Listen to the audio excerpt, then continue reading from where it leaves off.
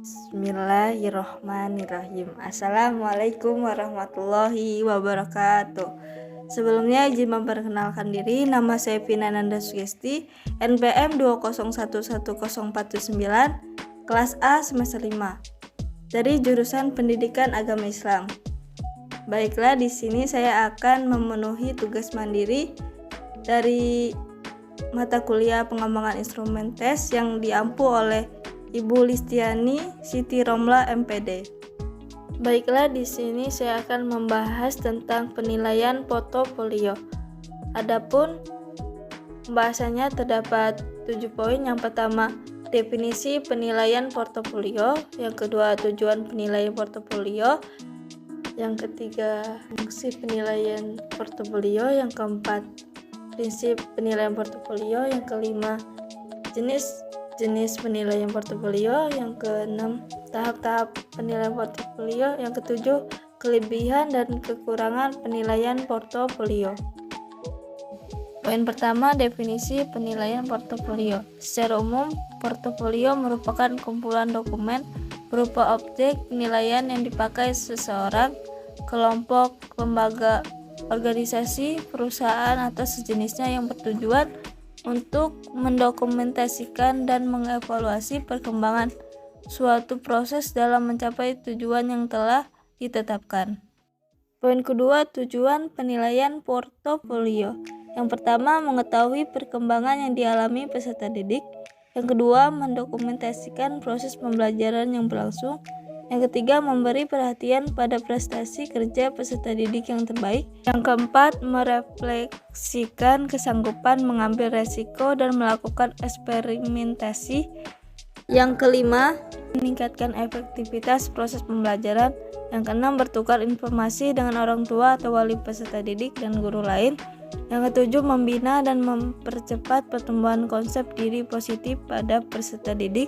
Yang kedelapan, meningkatkan kemampuan melakukan refleksi diri. Kesembilan, membantu peserta didik dalam merumuskan tujuan. Poin ketiga, fungsi penilaian portofolio. Yang pertama, sebagai sumber informasi bagi guru dan orang tua untuk mengetahui pertumbuhan dan perkembangan kemampuan peserta didik, tanggung jawab dalam belajar, perluasan dimensi belajar, dan pembaharuan proses belajar. Yang kedua, sebagai alat pengajaran yang merupakan komponen kurikulum, karena portofolio mengharuskan peserta didik untuk mengoleksi dan menunjukkan hasil kerja mereka. Yang ketiga, sebagai alat penilaian autentik atau authentic assessment, sebagai sumber informasi bagi siswa untuk melakukan self-assessment. Poin keempat, prinsip penilaian portofolio. Yang pertama, mutual trust atau saling mempercayai. Antara guru dengan siswa atau siswa dengan siswa harus saling percaya, saling membutuhkan, saling membantu, saling terbuka, jujur, dan adil. Yang kedua, confidentiality atau kerahasiaan bersama. Semua hasil pekerjaan peserta didik dan dokumen yang ada baik perorangan atau kelompok harus dijaga kerahasiaannya. Hal ini dimaksudkan agar peserta didik yang mempunyai kelemahan tidak merasa dipermalukan. Yang ketiga, joint ownership atau milik bersama. Semua hasil pekerjaan peserta didik dan dokumen yang ada harus menjadi milik bersama antara guru dan peserta didik. Karena itu harus dijaga baik penyimpanannya maupun penempatannya. Yang keempat, satisfaction atau kepuasan. Semua dokumen dalam rangka pencapaian KI, KD, indikator harus dapat memuaskan semua pihak karena dokumen tersebut merupakan bukti karya terbaik peserta didik sebagai hasil pembinaan guru. Yang kelima, relevansi atau kesesuaian. Dokumen yang ada harus sesuai dengan kompetensi yang diharapkan. Poin kelima, jenis penilaian portofolio. Portofolio proses menunjukkan tahapan belajar dan menyajikan catatan perkembangan peserta didik dari waktu ke waktu. Yang kedua, portofolio produk.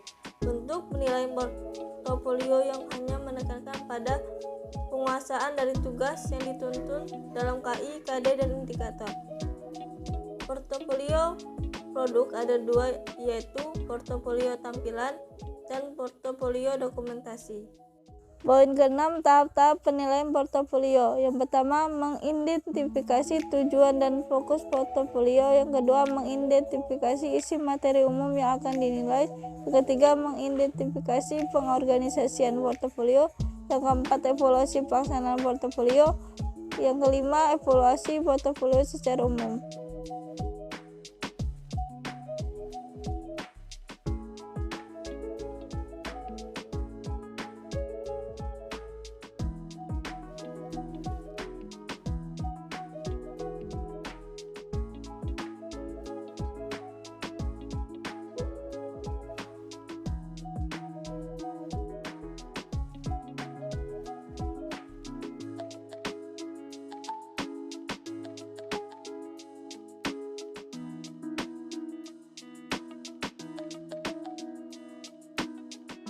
Guru dan peserta didik memiliki tanggung jawab bersama. Yang keenam, memberikan penilaian terbuka yang menggambarkan kelemahan dan kekurangan peserta didik.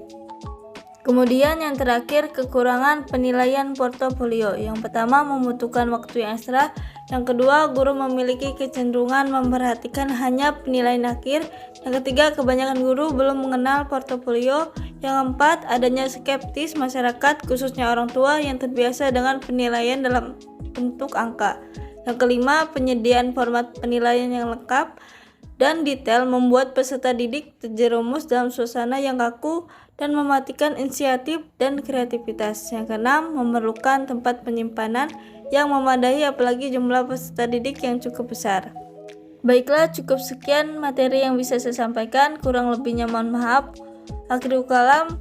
Wassalamualaikum warahmatullahi wabarakatuh.